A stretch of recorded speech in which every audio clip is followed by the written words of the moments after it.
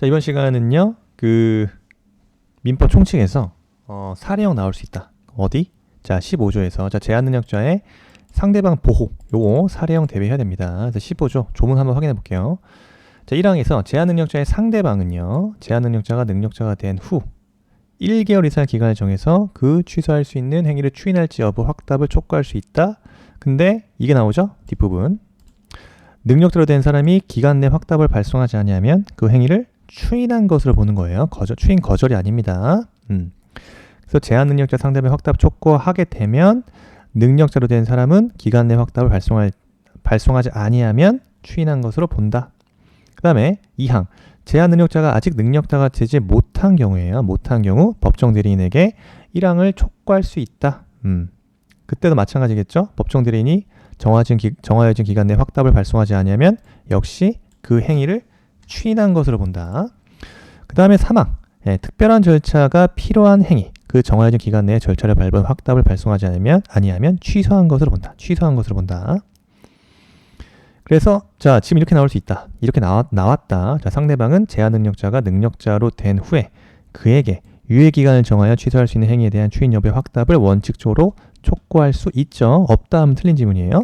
다음 두 번째, 상대방은 제한능력자가 능력자가 된 후에 그 법정 대리인이었던 자에게 취소할 수 있는 행위에 대해서 추인 여부 확답을 촉구한 경우 그 촉구가 유효하진 않죠. 자, 제한능력자의 상대방은 제한능력자가 된 후에는 그에게, 그죠? 제한능력자가 능력자가 되면 능력자가 된 그자에게 아직 능력자가 되지 못한 경우에는 법정 대리인에게 추인할지 여부의 확답을 촉구할 수 있는 겁니다. 그래서 요 지문은 틀린 거다.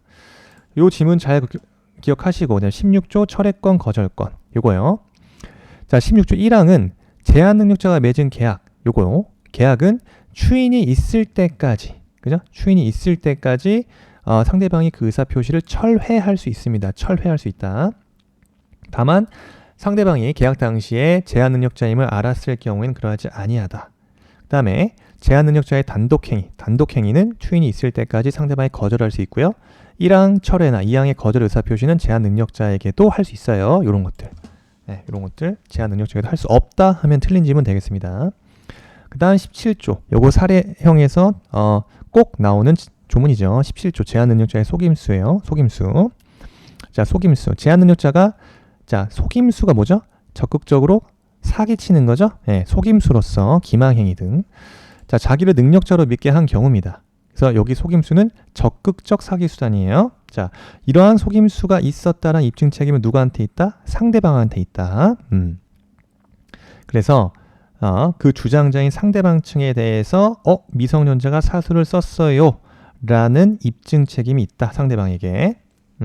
그래서 2항 보시면 미성년자의 피한정 후견인이 속임수로서 법정 대리인의 동의가 있는 것을 믿게 한 경우에도 마찬가지다. 이겁니다. 그래서 기억해야 될 것은 우리 판례보다 여기에서의 속임수는 적극적 기망행위로서 소위 17조에서 말하는 제한능력자가 사술로서 능력자로 믿게 한 때 요거예요.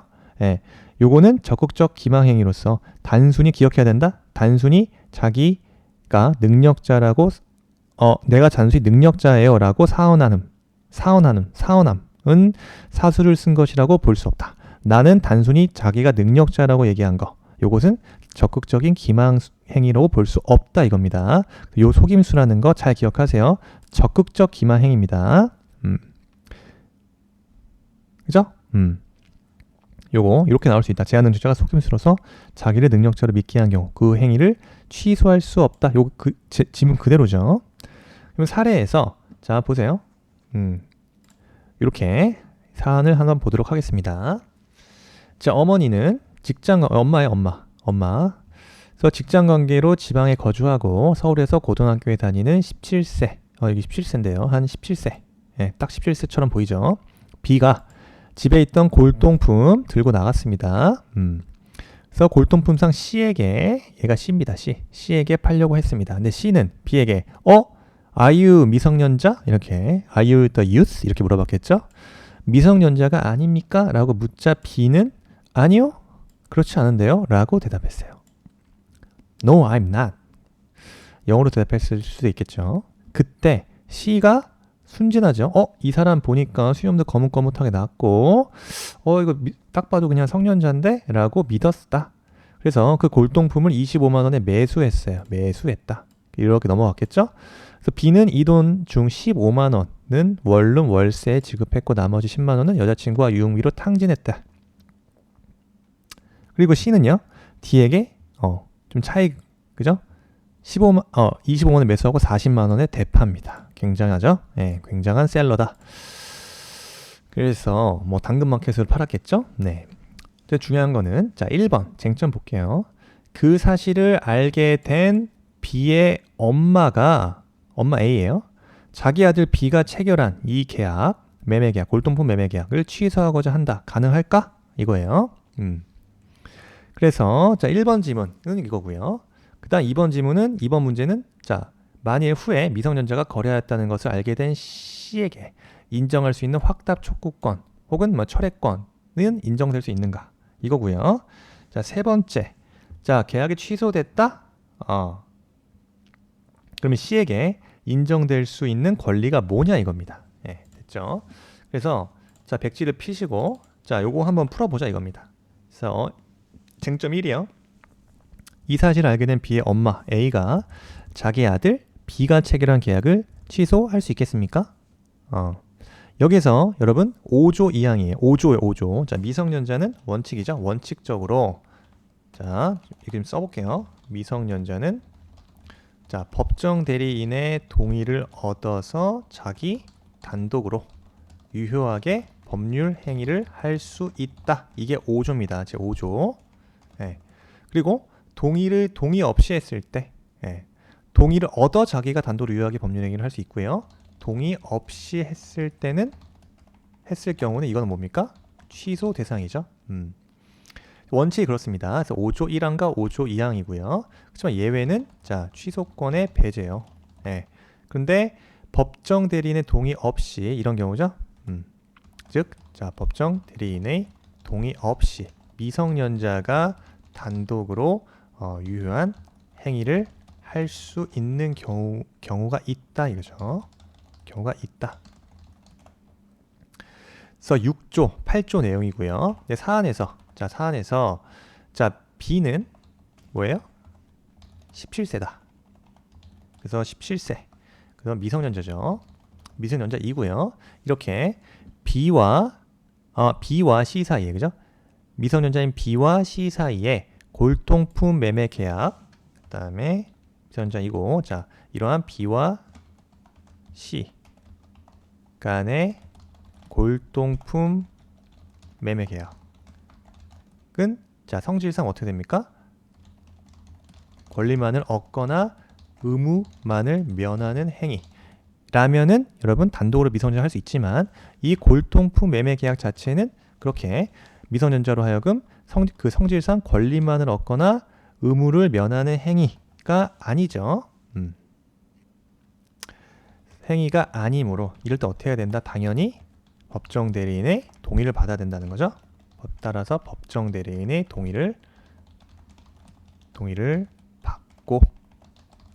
받고 행하여야 할 범위에 속하는 거예요. 행하여야 할 행위 범위에 속한다. 따라서 어떻게 된다? 미성년자 본인 B 또는 법정 대리인에 의해서 뭐가 가능하다? 취소 가능한 거예요. 취소는 얘도 미성년자 얘도 요 꼬마 얘도 할 수 있고 그다음에 법정 대리인인 A도 할 수 있다. 취소는 B와 A 모두 가능하다. 그죠? 모두 가능하다. 됐습니다. 그래서 다만 여기서 문제되는 거 취소권 배제 사유에 해당하는지를 검토해 봐야 되는데 자 취소권이 배제될 수 있는지 여부 이건 뭐다? 자 문제 1에서 자 취소권이 배제될 수 있는지 여부예요. 뭐죠? 이건 뭐가 문제되는 거예요? 민법 제17조 우리 봤죠? 민법 제17조 다시 한번 볼까요?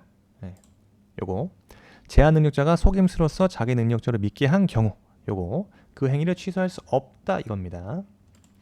다시 돌아와서 어쨌든 취소권이 배제될 수 있는지 여부에 있어서 그 규정 취지 말씀드렸습니다. 뭐다? 17조의 규정 취지는 상대방으로 하여금 누가? 상대방으로 하여금 능력자로 오신케 하거나, 그죠? 법정 대리인의 동의가 있는 것으로 오신케 하기 위하여 속임수를 쓴 경우, 이때는 제한 능력자를 보호할 필요가 없다는 거예요. 취소권 배제 가능하다는 거예요. 왜? 이러한 경우에는 제한 능력자를 보호할 필요가 없기 때문에. 따라서 이때는 취소권 배제의 요건이 필요하다. 우리 일단 속임수여야 되는 거죠. 속임수. 그 속임수에 대한 개념, 이게 중요한 거예요. 자, 속임수란 아까 뭐라고 말씀드렸죠? 학설의 대립이 있자만 우리 다수설은 적극적 기망 수단은 물론, 자, 침묵 등 부작위를 포함하는 통상의 기망 수단으로 오신을 유발하거나 오신을 강하게 하는 경우도 사술에 해당한다고 본다라고 봐요. 이게 다수설 입장이에요. 자, 판례 입장은 뭐죠? 반면에 이제 판례 입장은 적극적인 사기 수단을 써야 속임수에 해당하고, 다수설과 달리 단지 침묵하거나 단순히 어떤 경우? 지금 사안처럼 능력자라고 칭한 경우예요. 칭한 경우에는 이에 해당하지 아니한다라고 판시했어요. 그래서 판례 입장은 정확하게 기억하자. 그래서 다수설은 침묵 등의 부작위도 포함시키지만 우리 판례는 적극적인 사기 수단을 써야 속임수에 해당하는 것이지, 침묵하거나 단순히 능력자로 칭한 경우에는 이에 해당한다고 보지 않았습니다. 그래서 우리 판례 입장 그대로 가져가면 되는 거예요. 그죠? 그래서 판례 입장. 그래서 제한 능력 제도에 대한 예외이기 때문에 엄격 해석하는 것이 타당하므로 역시 판례 입장이 타당하다. 따라서 사안에서, 그죠? 사안에서 B가 뭡니까? 단순히 미성년자인지 묻는 질문에 대해서 아니요 라고 대답했잖아요. 그죠? 아니요 라고 대답했을 뿐이므로, 판례에 따랐을 때 뭐다? 적극적 기망 수단을 썼다고 보여지지는 않네요.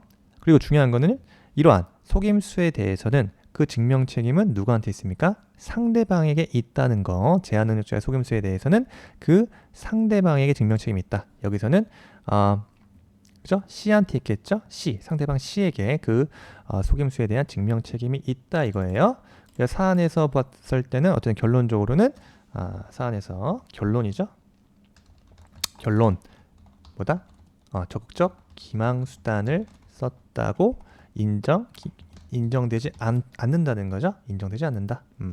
그래서 17조의 요건을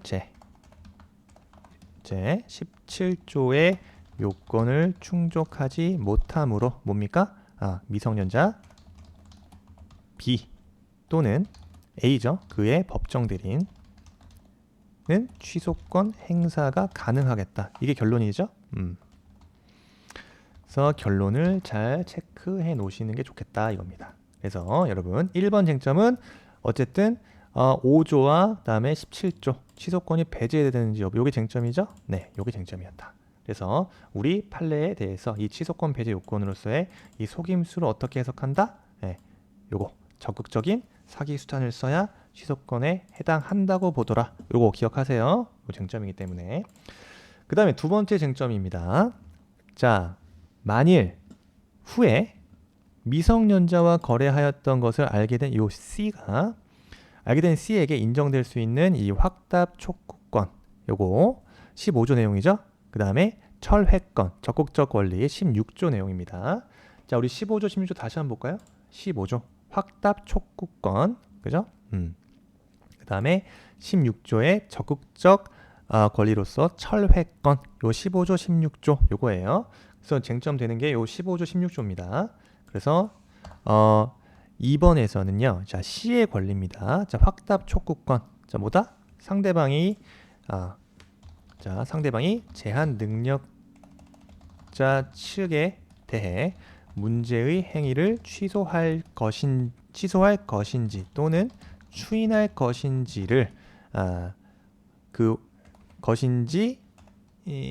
여부죠. 것인지 15조에 대한 확답을 물을 수 있는 권리를 말한다. 15조. 제 민법 제 15조예요. 그래서 효과죠. 15조에 대한 효과에 있어서 자, 확답이 있으면 확답이 있는 경우 뭡니까? 촉구를 받은 자가 유예 기간 내에 추인이나 유예 기간 내에 자, 추인 또는 그 취소에 확답을 한 때 추인 또는 취소 효과가 발생되는 거죠. 효과가 발생한다. 네. 그런데 확답이 없다? 그럼 어떻게 되는 거예요? 1항 그대로죠. 자, 1항 그대로 가져오죠. 네, 쓰기가 힘드니까 1항 뭐로 봅니까? 자, 제한 능력자가 능력자로 된 후 유예 기간 내에 확답을 발송하지 아니한 경우죠. 네, 요거는 추인한 것으로 보고 2항. 자, 법정 대리인이 그 촉구를 받았으나 그 기간 내에 확답을 발송하지 아니한 때 이렇게 쓰면 되겠죠? 네, 그러면은 그 행위를 마찬가지입니다. 1항처럼 추인한 것으로 보는 거예요. 요거 추인한 것으로 본다. 요게 핵심이죠. 아마 객관식 지문도 요게 추인한 것으로 보는 것인지 아니면 추인한 것이 아니라 거절한 것으로 본다. 이런 식으로 오답 처리할 것이다. 그죠? 그래서 15조 1항 내용에 대해서 정확하게 알고 계시면 됩니다. 그래서 제한 능력자가 된 후, 그죠? 그에게 유예 기간 내에 확답 발송하지 아니한 경우 그 행위를 추인한 것으로 본다. 이 항도 마찬가지다. 근데 3항에서 특별한 절차 요하는 행위에 관해서는 취소한 것으로 본다 이겁니다. 그래서 소결. 자, 사안에서 그죠? 자, C는요. 여기서 C죠. C는 B가 능력자가 되기 전에 누구를 향해서 법정 대리인을 상대로 취소나 추인의 확답을 요구하고 이 경우 A에 그 일정 기간 내에 확답이 없다? 그러면 확정적 유효죠. 왜? 추인한 것으로 보기 때문에. 그래서 C는 이거 좀 적어볼게요. B가 능력자가 되기 전이죠? 전에는 이 전에 그의 법정 대리인 A입니다. 엄마 A에 대해서 취소 또는 추인의 확답을 요구하고 그 요구 기간 내에 확답이 없으면 추인한 것으로 간주합니다. 그죠? 추인한 것으로 봅니다. 그 다음 16조 제 16조요. 적극적 권리로서 철회권입니다. 즉 상대방이 어떻게 하는다? 상대방이 스스로 행위의 효력 발생을 부인하여 그 구속으로부터 벗어날 수 있도록 하는 제도를 말한다. 그래서 철회의 의사 표시는 15조의 촉구와 달리 누구한테도 할 수 있습니까? 이거는 제한 능력자에 대하여도 가능. 그죠? 철회권은 제한 능력자에 대하여도 가능. 이것도 중요해요. 이것도 포인트다. 그래서 제한 능력자에 대해서 철회권 행사할 수 없다 하면 틀린 지문이에요. 제한 능력자에 대해서 가능하고 한데 여기서 중요한 거는 이러한 철회권의 행사는 제한 능력자 측의 추인이 있기 전에만 가능한 거. 요거 16조 내용이에요. 다시 한번 볼게요. 제한 능력자 1항이요. 제한 능력자가 맺은 계약은 추인이 있을 때까지. 언제? 추인이 있을 때까지예요. 네. 추인이 있은 후에는 철회 못한다. 요거 포인트. 그 다음에 다만 여기서 상대방이 계약 당시 제한 능력자임을 알았을 경우, 즉 악이었을 경우에는 철회 못하죠. 요것도 포인트입니다. 그죠? 두 번째. 그래서요. 그래서 요거 그 다음에 사안에서 철회가 있으면 어떻게 됩니까? 철회가 있으면 소급하여 계약이 처음부터 성립하지 않았던 것이 되는 거죠. 네, 여기 철회가 있으면 소급하여 계약 자체가 처음부터 성립하지 않았던 것이 된다.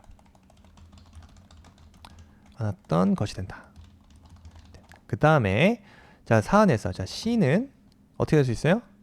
계약 당시 B가 미성년자임을 알지 못하였죠. 알지 못하였으므로 당연히 B에게 그죠? B 측에 추인이 있을 때까지. 그죠? 추인이 있게 되면 철회 못합니다. 그 다음에 있을 때까지 B나 또는 법정 대리인도 가능해요. 그의 법정 대리인에게 의사 표시의 철회가 가능하다. 수 있습니다.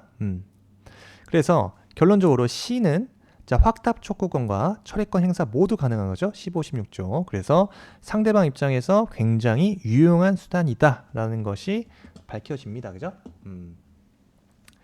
다시 한번 16조 보면 제한 능력자의 단독 행위는 추인이 있을 때까지 상대방이 거절할 수 있다. 거절의 의사 표시는 제한 능력자에게도 할 수 있다. 이거 사망. 그죠? 이런 것들 놓치시면 안 됩니다. 그 다음에 자, 여기까지 이제 제한 능력자의 상대방 보호 15, 16조까지 보시면 되는데 쟁점 하나만 더 보시면 이거죠. 결국에 자, 계약 자체가 취소가 됐어요.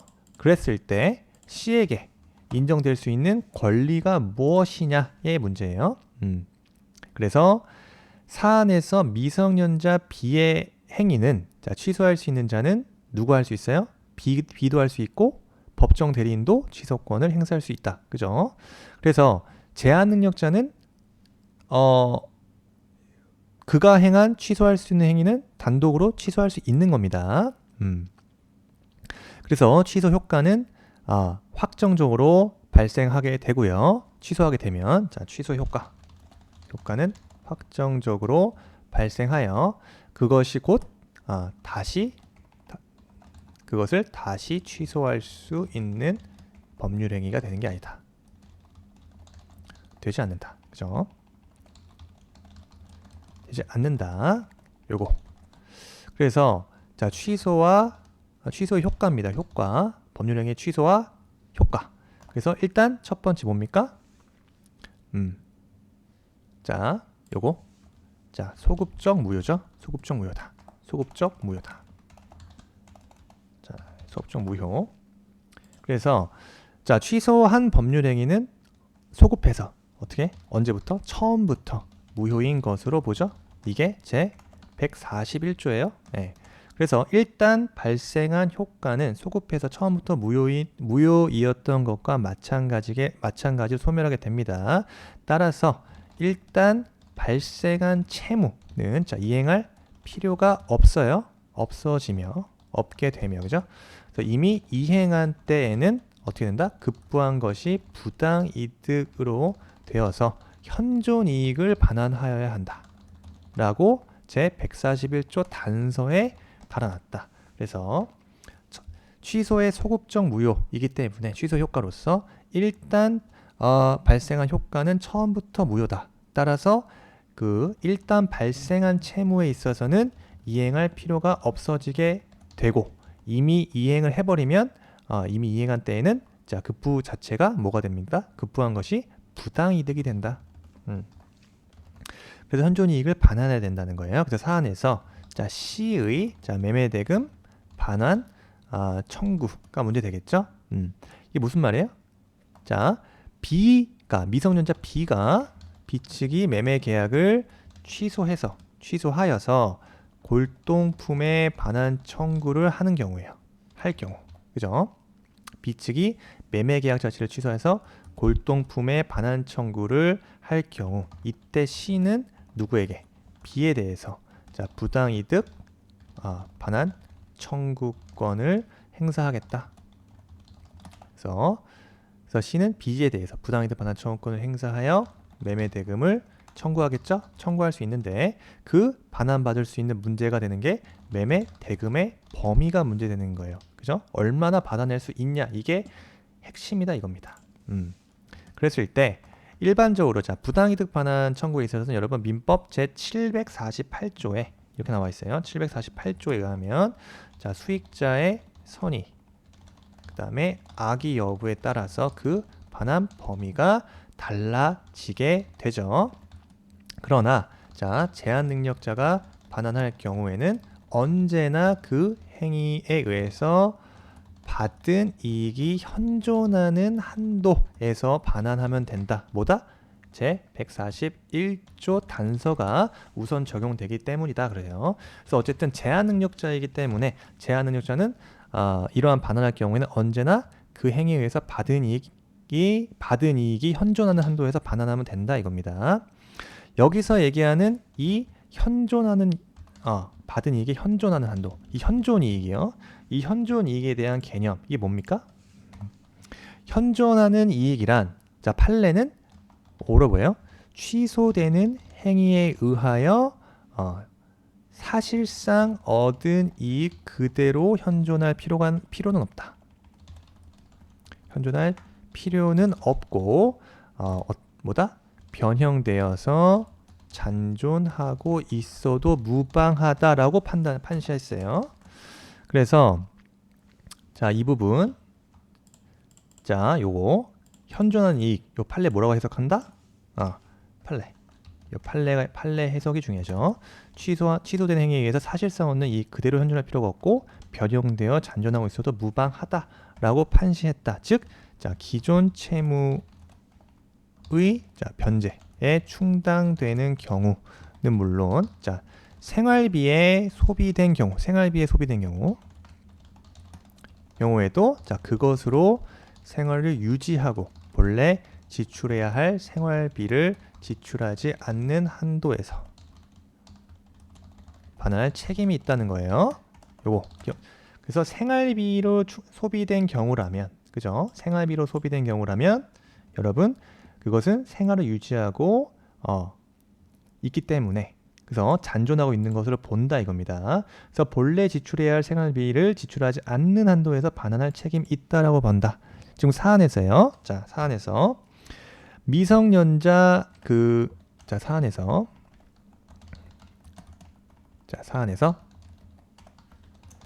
미성년자 B는요. B는 어떻게 됐다? 골동품을 판 돈 25만 원 중에서 얼마? 15만 원. 자, 다시 한번 문제 보면요.